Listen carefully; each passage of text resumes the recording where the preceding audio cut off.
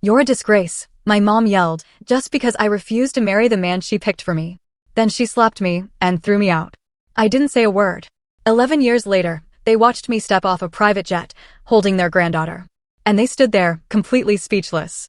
11 years ago, my own mother called me a disgrace, slapped me across the face, and threw me out of our home. Her unforgivable crime? I refused to marry the man she'd chosen for me. Tonight, I returned to that very same hometown on my private jet, with my 5-year-old daughter, Emma, by my side. The look on my parents' faces when they saw us step out of that car?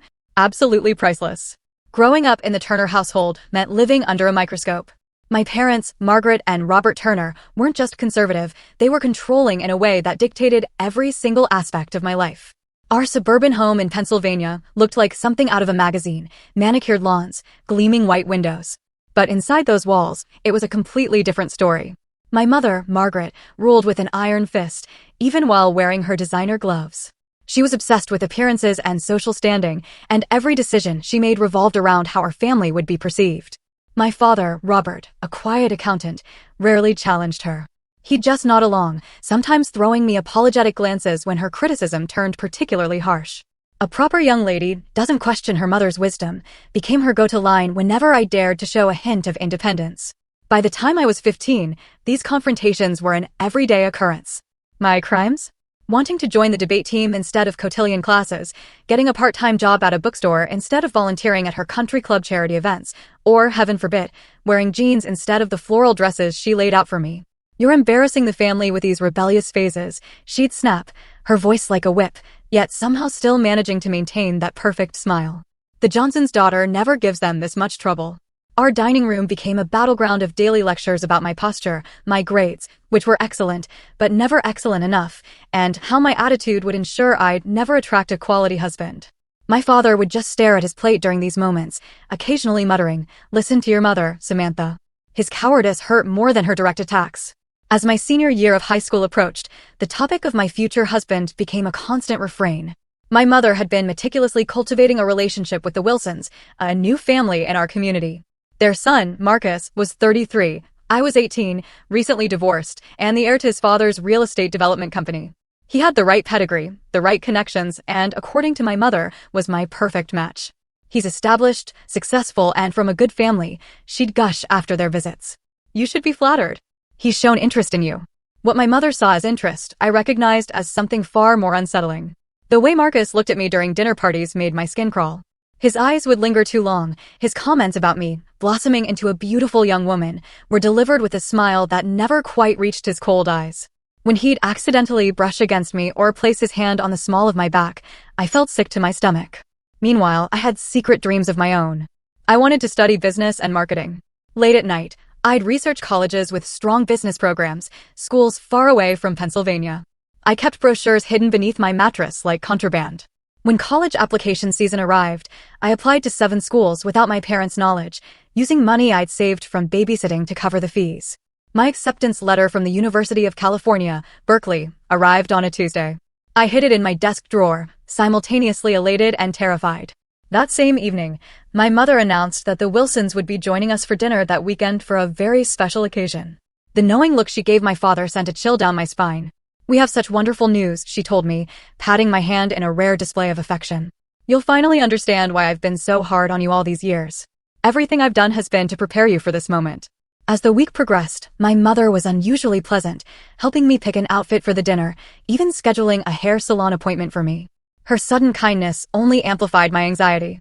The acceptance letter burned in my desk drawer like a live coal, representing everything I wanted versus everything that was being planned for me without my consent. The night before the dinner, I overheard my parents talking in hushed tones in their bedroom. "She's too young," my father said, showing a rare moment of backbone.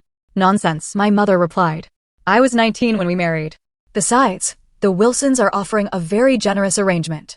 This connection will secure her future and help with your partnership track at the firm. Everyone wins." I backed away from their door, my heart pounding.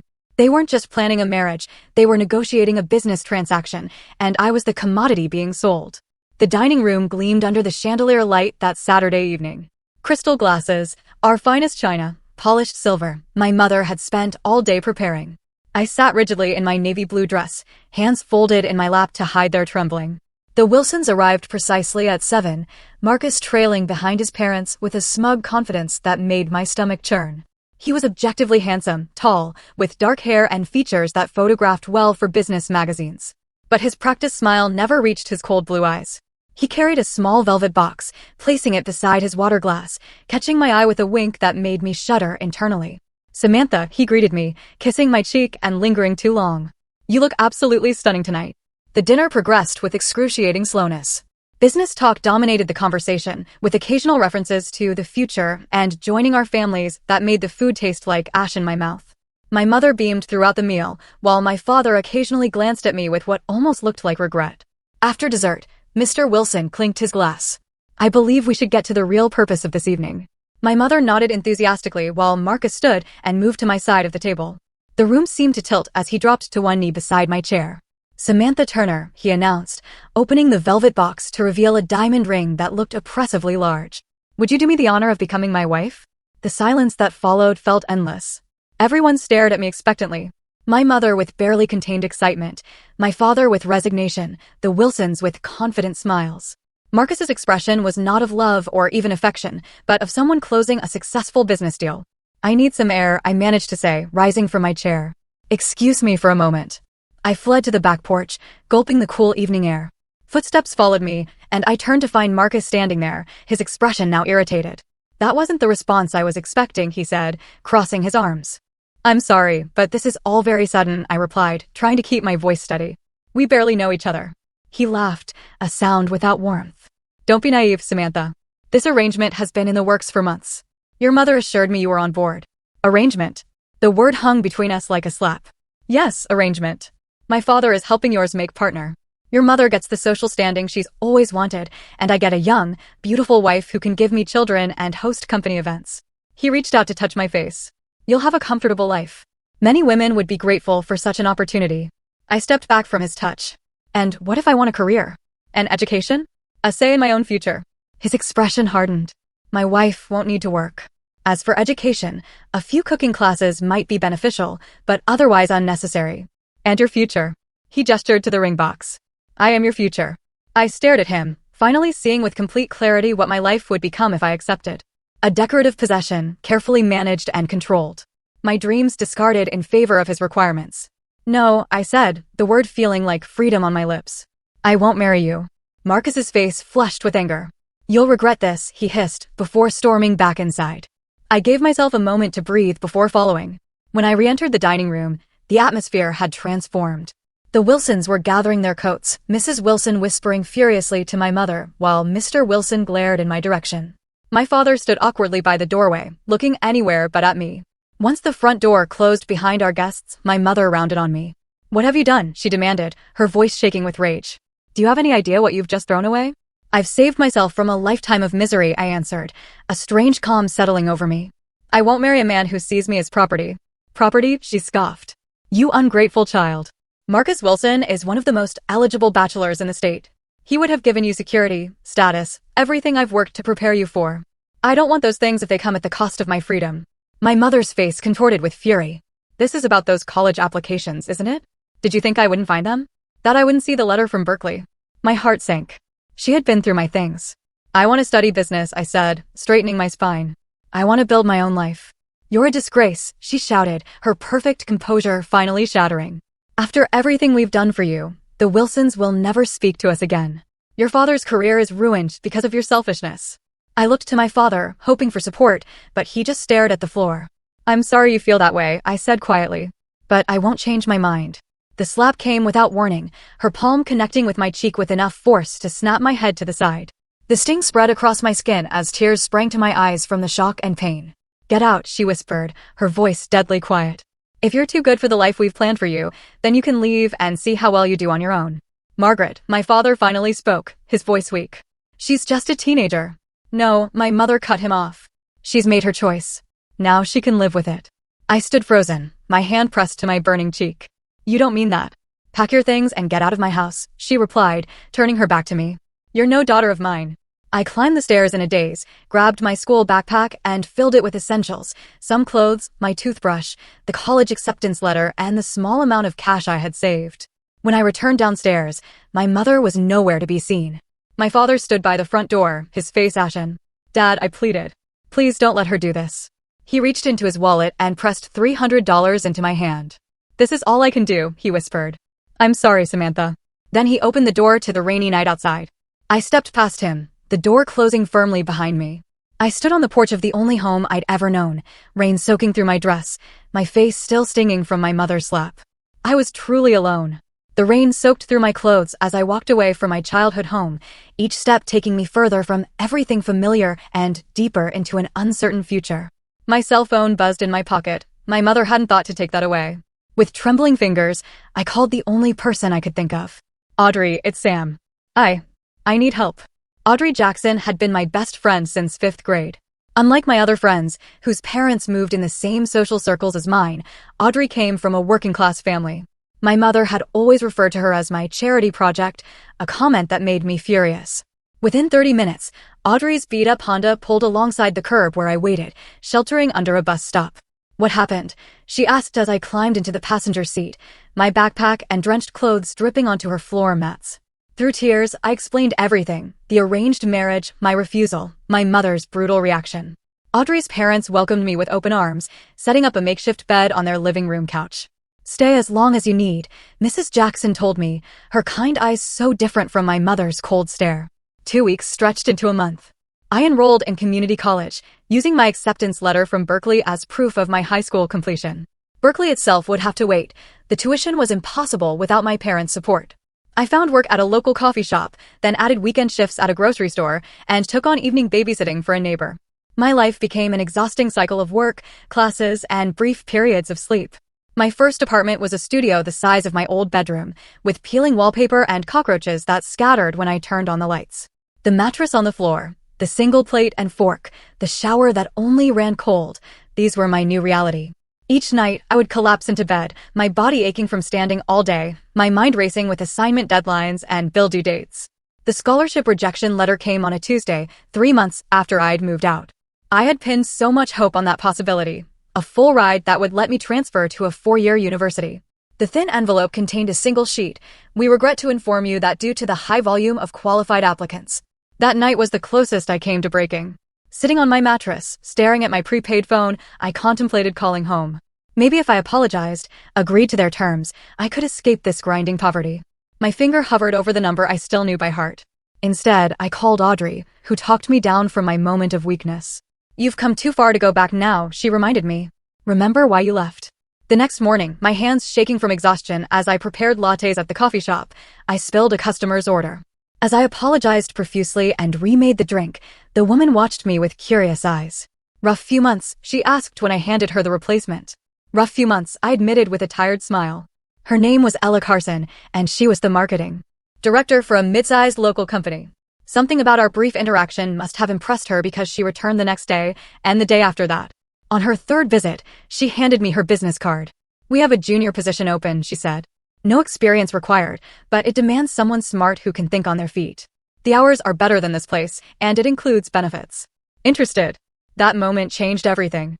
The position was entry-level, mainly answering phones and organizing files, but it came with regular hours and health insurance. More importantly, it gave me a foot in the door of the industry I dreamed of entering. I continued taking night classes, now focusing exclusively on business and marketing. Elaine became more than a boss. She became the mentor I desperately needed. She noticed my interest in the campaigns they developed, my questions about strategy and client needs. 6 months into the job, when I presented her with ideas for improving their social media approach, she actually implemented them.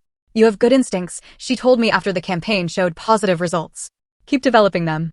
My first promotion came after I stayed late for a week straight to help rescue a project for a major client. The small raise meant I could quit the grocery store job and focus more on my studies. The second promotion, 18 months later, allowed me to move to a slightly better apartment, one without roaches and with reliable hot water. There were still moments of crushing doubt. When a pipe burst in my apartment, ruining my textbooks. When I got sick but couldn't afford to miss work. When I would see photos on social media of my high school friends graduating from prestigious universities, while I was still piecing together my education one community college class at a time. But with each challenge I overcame, my confidence grew. The scared 18-year-old who had stood in the rain that night was transforming into someone stronger. someone who solved her own problems and charted her own course. The memory of my mother's slap and my father's silence still hurt, but it no longer had the power to break me. 3 years after being thrown out, I completed my associate's degree. Elaine took me to dinner to celebrate, ordering champagne despite my protests that I couldn't afford to split such an expensive bill. My treat, she insisted. Besides, I have an ulterior motive. She proceeded to outline a new position she had created specifically for me, a role that would give me more responsibility and creative input in their campaigns. The salary she mentioned made me choke on my champagne. "You've earned this," she said, sliding the official offer letter across the table. "And I have a feeling this is just the beginning for you, Samantha Turner." That night, looking at the offer letter on my small kitchen table, I allowed myself to really believe for the first time that I wasn't just surviving anymore. I was building something. The path forward still held challenges, but for the first time since that rainy night, the future looked bright with possibility, rather than daunting with obstacles. And I had done it all without crawling back to beg forgiveness for the crime of wanting to control my own destiny. Years and countless late nights after being kicked out, I stood in an auditorium wearing a cap and gown, waiting to receive my bachelor's degree in business administration. I had completed my 4-year degree while working full-time, transferring my community college credits and taking night and weekend classes. The path had been longer than traditional students, but I had done it debt-free and with real-world experience already on my resume. In the audience, Elaine cheered loudly as I crossed the stage. My parents' seats remained empty. I hadn't invited them. Some wounds were still too raw, too deep to bridge. 2 weeks after graduation, Elaine called me into her office and closed the door, her expression unreadable. "I've been watching you develop for years now," she began. "And I've come to a difficult conclusion." My stomach dropped, assuming the worst. "You've outgrown us," she continued. "Your ideas are bigger than what we can implement here. You need to start your own company." I laughed, thinking she was joking. "With what capital?" "My massive savings from my entry-level marketing salary." She slid a check across the desk, her personal check for $50,000. "Consider this seed money," she said when I tried to refuse. "Not a gift, but an investment. I want 15% equity in whatever you build." With shaking hands, I accepted both the check and the challenge. I rented a tiny office space, barely more than a closet, and registered Turner Marketing Consultants as an official business. My focus would be helping small businesses develop digital marketing strategies, an area traditional agencies often neglected due to smaller budgets. The first 6 months were terrifying. I took on any client I could find, working 18-hour days, handling everything from strategy to implementation to bookkeeping. 2 clients canceled their contracts, nearly sinking me before I'd properly begun. I learned painful lessons about contracts, cash flow, and setting proper expectations. The turning point came when I developed a social media campaign for a struggling local bakery that increased their foot traffic by 300% in 1 month. The owner, thrilled with the results, referred me to other small business owners. Word spread, and suddenly I had more potential clients than I could handle alone. I hired my first employee, a recent graduate named Lisa, who reminded me of myself a few years earlier. Then a second, a third. By the end of my 2nd year in business, Turner Marketing occupied a real office with 8 employees, and I had repaid Elaine's initial investment while she retained her equity stake. It was during a pitch meeting for what would be our largest client yet that I met Michael Reynolds. He owned a chain of sustainable home goods stores and was looking to expand nationally. Unlike most potential clients who focus solely on metrics and ROI during initial meetings, Michael asked thoughtful questions about my business philosophy and long-term vision. "I like how you think," he said at the end of my presentation. "You understand that marketing isn't just about selling products, it's about building relationships with customers who share your values." We won the contract, and over the next few months, I worked closely with Michael to develop his brand's expansion strategy.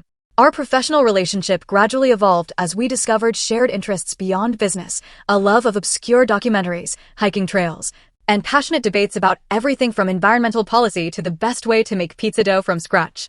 On our 3rd dinner meeting that had nothing to do with business, Michael asked if he could kiss me. The fact that he asked permission rather than assuming, that small gesture of respect for my boundaries, told me everything I needed to know about his character. Our relationship progressed with the same thoughtfulness. Michael celebrated my ambition rather than feeling threatened by it. When my company secured its first $1 million client, he surprised me with champagne and took me skydiving.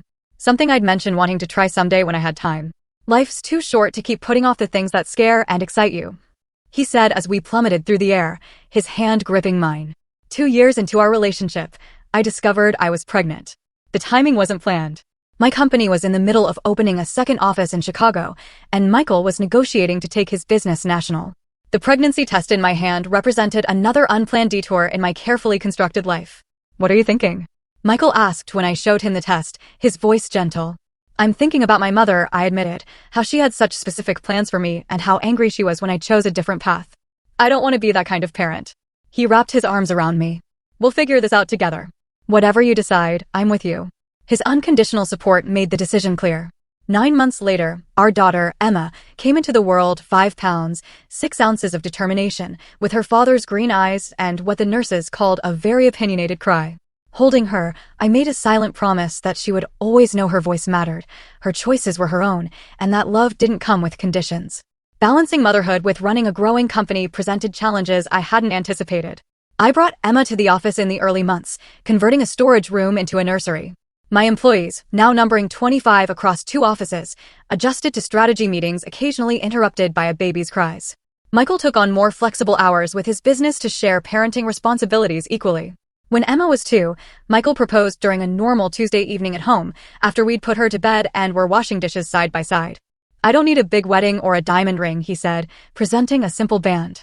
I just want us to be a family officially. We married in a small ceremony with only our closest friends. Elaine was my matron of honor. Audrey flew in from Seattle, where she now worked as a nurse. Emma toddled down the aisle, dropping flower petals, occasionally stopping to eat them. Standing beside Michael as we exchanged vows, I reflected on how different this marriage was from the one my mother had tried to force upon me. This union was built on mutual respect, shared values, and genuine love, everything the arrangement with Marcus had lacked. By Emma's 5th birthday, Turner Marketing had grown to 3 offices nationwide, with over 70 employees. We'd been featured in Business Insider as one of the fastest-growing women-led companies in the country. The purchase of the company jet, a small U.S. Cessna citation, was a business decision that made practical sense given how often I traveled between offices. But it also represented a milestone I could never have imagined when I stood in the rain with only a backpack of belongings. Through all this growth and change, I had maintained my vow of no contact with my parents. I occasionally heard updates through mutual acquaintances. My father had made partner at his firm. My mother was still active in the same social circles. I wondered sometimes if they ever regretted their ultimatum, if they ever thought about the daughter they had cast out for wanting to choose her own path. I had almost convinced myself that chapter of my life was permanently closed when a distant cousin reached out via email to let me know my father had undergone emergency heart surgery. The message was brief, with no request for a response or visit, just information passed along because she thought I should know. That night, after tucking Emma into bed, I sat on our patio looking at the stars. What's on your mind? Michael asked, joining me with 2 glasses of wine. My father could have died, I said quietly. And I wouldn't have known until after the fact. Does that bother you? I considered the question carefully. Yes. Not because I'm ready to forgive them, but because there's an empty hole in their lives they don't even know about, and maybe an unresolved wound in mine I've been ignoring. The next morning, I made 2 decisions. First, Turner Marketing would open its next office in my hometown, creating jobs and establishing my professional presence there. Second, after 11 years of silence, it was time to face my parents. Not for their sake, but for my own peace of mind and for Emma, who deserved the chance to know her grandparents if they could prove themselves worthy of her. Mommy, why don't I have grandparents like Zoe? Emma asked one evening as I tucked her into bed. At 5 years old, her questions had become increasingly difficult to deflect with simple answers. Her best friend, Zoe, often talked about weekends spent with doting grandparents who spoiled her with ice cream and trips to the zoo. I sat on the edge of her bed, smoothing her dark curls away from her forehead. You have Grandma Elaine, I reminded her, referring to my mentor who had become a surrogate grandmother figure. Emma scrunched her nose. But Zoe has 4 grandparents. Where are your mommy and daddy? The innocent question landed like a punch to the gut. For years, I had successfully compartmentalized the pain of my estrangement from my parents, focusing instead on building my business and my new family. But through Emma's eyes, the absence took on a new dimension. They live far away, I said finally, the partial truth easier than explaining the full complexity of adult relationships to a 5-year-old. Can we visit them sometime? Her wide green eyes, so like Michael's, looked up at me with simple curiosity. Maybe someday, sweetheart. Time for sleep now. As I closed her bedroom door, Michael was waiting in the hallway, having overheard the conversation. You knew this day would come, he said gently as we walked to the living room. I thought I'd have better answers prepared. I sank onto the couch, suddenly exhausted. How do I explain to her that her grandparents threw me out because I wouldn't marry a man they chose? That they've never even tried to contact me in all these years? Michael sat beside me, taking my hand. Maybe you don't have to explain it yet, but maybe it's time to consider whether this complete separation is still what you want. I had been so certain of my decision to keep my parents out of my life. The hurt they had caused ran deep, the betrayal fundamental. But Emma's question had cracked open a door I'd kept firmly shut. The next morning, I received an email from a distant cousin I hadn't spoken to in years. "I'm not sure if you keep up with family news," she wrote, "but I thought you should know your father had emergency bypass surgery last week. He's recovering, but it was serious. Just thought you'd want to know." I stared at the screen, a complex mixture of emotions washing over me. The father who had stood silently by while my mother threw me out had nearly died, and I wouldn't have known if not for this casual email. Despite everything, the news affected me more deeply than I expected. Later that week, during a strategic planning meeting for Turner Marketing's expansion, our head of operations presented several potential locations for our next office. "The analytics suggest either Denver or returning to your roots in Pennsylvania," she concluded.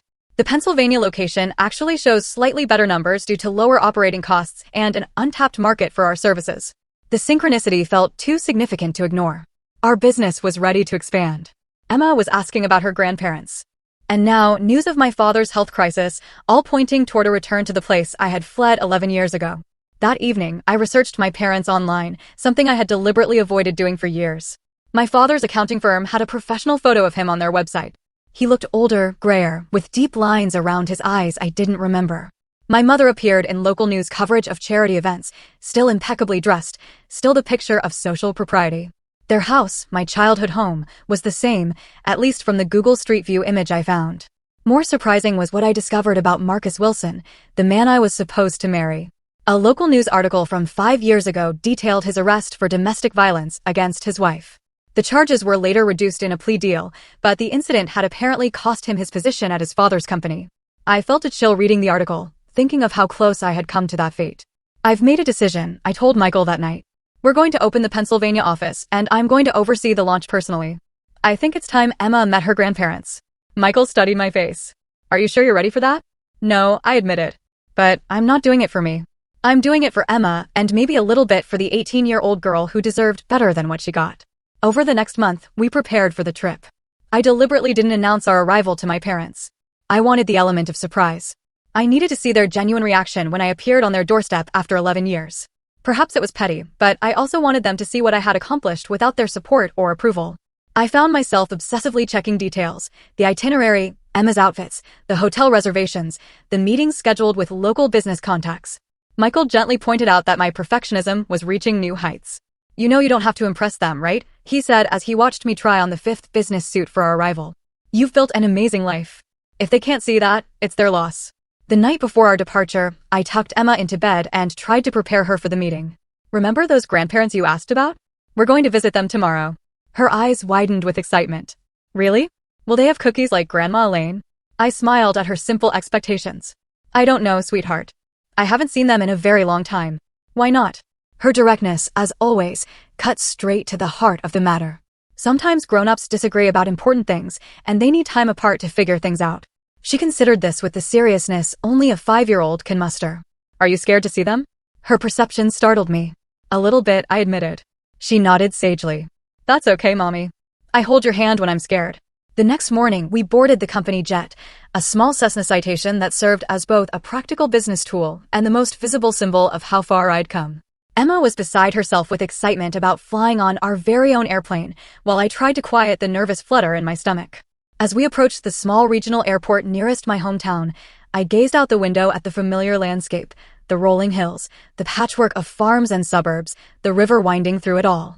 It looked exactly the same, yet I was returning a completely different person than the one who had left. "We're beginning our descent," the pilot announced over the intercom. "Welcome to Pennsylvania, Miss Turner." I took a deep breath and squeezed Emma's small hand in mine. "Here we go," I whispered, as much to myself as to her. The rental car company had a sleek black Audi waiting for us at the small regional airport, a far cry from the bus I had taken the last time I left this town.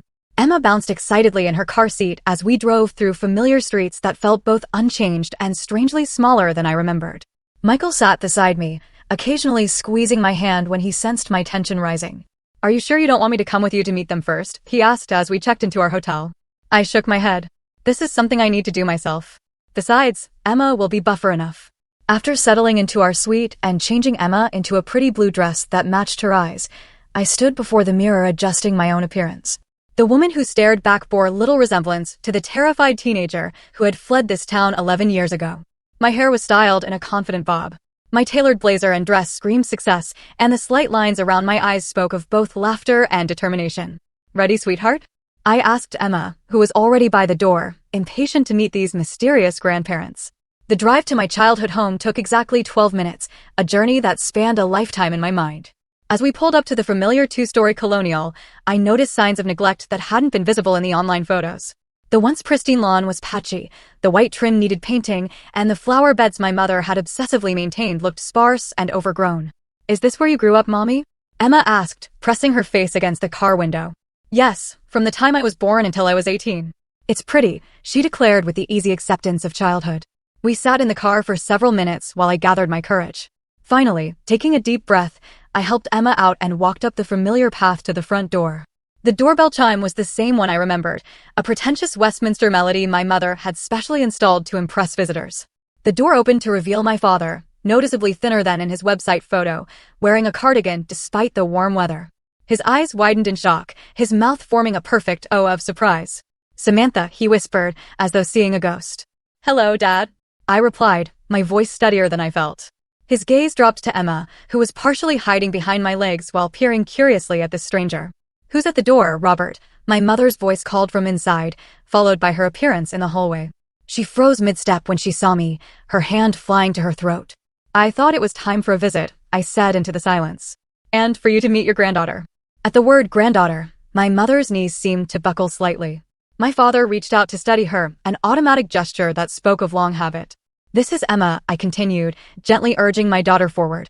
"Emma, these are your grandparents, Mr. and Mrs. Turner." Emma, suddenly shy, pressed closer to me but offered a small wave. Would you like to come in?" my father finally managed, stepping back from the doorway. The interior of the house was like stepping into a time capsule. The same formal furniture, the same floral arrangements, the same family photos on the wall, though I noticed my graduation portrait was conspicuously absent. Only the layer of dust on some surfaces and the slightly worn upholstery suggested the passage of time. "Can I get you something to drink?" my mother asked automatically, her social hostess training kicking in despite her obvious shock. "Apple juice for Emma would be nice. Water is fine for me." As my mother disappeared into the kitchen, my father gestured awkwardly toward the living room. Emma immediately gravitated toward a crystal figurine on the coffee table. "Please don't touch that, sweetheart," I said. "It's very fragile." "Actually," my father said, surprising me. "It's okay." He carefully took down the crystal unicorn and handed it to Emma. "This was your mother's favorite when she was little, too."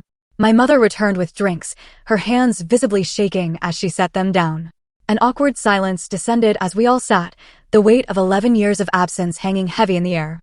"Your hair is different," my mother finally said, an inane observation that almost made me laugh. "A lot of things are different, Mom. We saw you in Business Insider," my father blurted out. "The article about fastest-growing companies led by women. We have a subscription." This revelation caught me off guard. "You saw that?" "We've seen all of them," my mother said quietly. "The feature in Marketing Monthly, the interview on Channel 9 when you opened your Chicago office, the charity gala where you received the Young Entrepreneur Award." My confusion must have shown on my face because my father stood suddenly. "Wait here," he said, disappearing upstairs. While he was gone, Emma, bored with adult conversation, asked my mother, "Do you have any toys?" A flash of pain crossed my mother's face. "No, I'm afraid we don't. We weren't expecting. We didn't know." My father returned carrying a large scrapbook, which he placed on the coffee table between us. I opened it to find newspaper clippings, printed web articles, and photographs, a comprehensive collection of every public mention of me or my company over the past decade. "Your room is exactly as you left it," my father said as I silently turned the pages. "Margaret wouldn't let anyone touch it." I looked up sharply. "My room? Would you like to see it?" my mother asked, her voice uncharacteristically uncertain.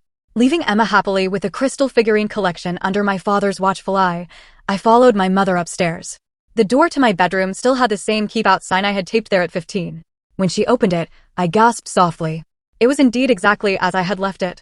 The blue comforter still rumpled from my last morning there, books stacked on the desk, even a half-finished glass of water on the nightstand.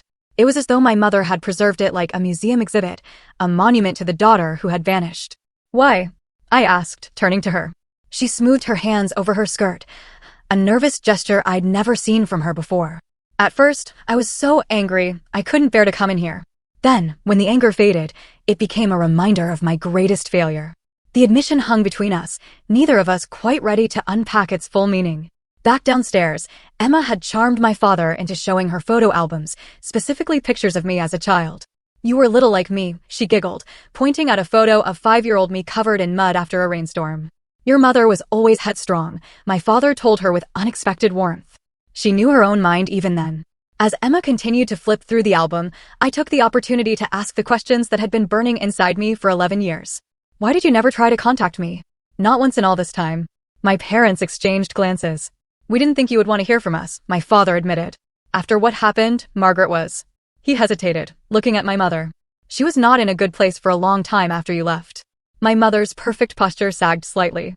"I was wrong," she said, the words clearly difficult for her. "About Marcus. About everything." "What do you mean? Did you know he was arrested?" my father asked, for hitting his wife. I nodded. "I saw the news article." "When we heard about that, it was like a physical blow," my mother said, realizing what we had tried to push you into. "What could have happened to you? By then you were already building your company." My father continued, "You seem to be doing so well without us. We thought reaching out might just reopen old wounds." The conversation was interrupted by Emma's stomach growling audibly. "I'm hungry, Mommy," she announced. "We could order something," my father suggested eagerly. "Or there's that Italian place downtown you used to like." I checked my watch. "Actually, we should get back to the hotel. Michael will be wondering where we are." "Michael?" my mother asked. "Emma's father. My husband." Their expressions registered another shock. They hadn't known I was married. Perhaps you could all come for dinner tomorrow?" my mother suggested hesitantly. "We'd like to meet him." I considered the invitation, studying both their faces. My mother looked older than her years, the perfect facade of my childhood cracked to reveal the insecure woman beneath. My father seemed diminished somehow, his confident accountant's demeanor replaced by a tentative hopefulness. "We'll see," I said, not yet ready to commit. "There's something else I need to know first. Are you having financial problems?" They both stiffened. "Why would you ask that?" my mother responded defensively. "The house needs maintenance. Dad looks like he's lost weight. And I know healthcare isn't cheap, especially after heart surgery." My father sighed deeply. "The firm downsized 3 years ago. I wasn't let go, but my partnership track evaporated. And yes, the medical bills have been challenging. We're managing," my mother added quickly, pride still evident in her voice. As I gathered Emma's things and prepared to leave, I made a decision. "I'm opening a branch office here," I told them. "We'll be hiring local staff. Dad, you're good with numbers and client relations. If you're interested, I could use someone with your experience." The offer hung in the air. Not charity, but an opportunity, a first step towards something new. That evening at our hotel, I recounted the visit to Michael over dinner while Emma colored nearby. "They kept a scrapbook of everything I've done," I said, still processing the revelation. "All these years, I thought they'd washed their hands of me." "People are complicated," Michael replied. "They can be wrong, even terribly wrong, and still love their child." "I don't know if I can forgive them yet," I admitted, especially my mother. "Forgiveness doesn't have to happen all at once," he said wisely. "It can be a process. The question is whether you want to start that process." I looked over at Emma, happily absorbed in her coloring book, unaware of the complex adult emotions swirling around her existence. "I think for her sake, I do." The following evening, we returned to my parents' house for dinner, Michael, Emma, and me. My mother had clearly spent the day cooking. The dining room table was laden with all my childhood favorites. My father nervously shook Michael's hand, his eyes registering approval of my husband's firm grip and direct gaze. "We've prepared the good china," my mother announced, her voice betraying her anxiety. "Actually," I interjected, "let's use the everyday dishes. With a 5-year-old, it's safer." The small rebellion, changing my mother's careful plans, hung in the air momentarily before she nodded. "Of course, you're right." That simple acquiescence, so unlike the controlling mother of my youth, spoke volumes about how our dynamics had shifted. I was no longer the powerless teenager. I was an adult making reasonable requests that she now had to consider. Dinner conversation remained carefully polite, skating around the deeper issues still unresolved between us.